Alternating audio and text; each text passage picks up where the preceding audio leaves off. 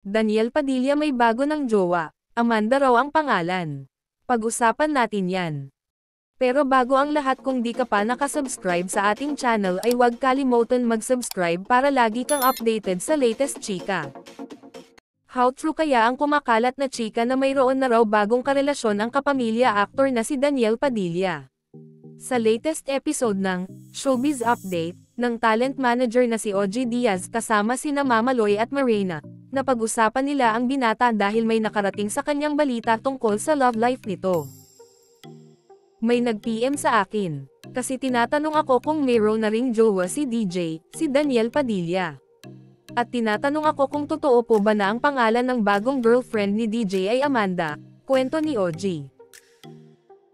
Pag-amin ni OG, wala rin naman siyang alam kung totoo nga ba ang mensaheng ipinadala sa kanya patungkol kay Daniel.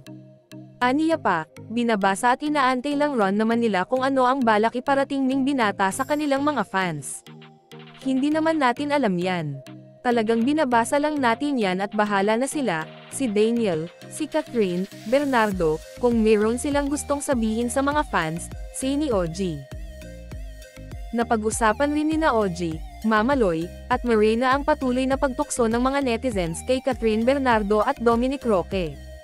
Matatanda ang dating magkarelasyon sina Daniel at Catherine na mas kilala sa kanilang love team bilang Katniel.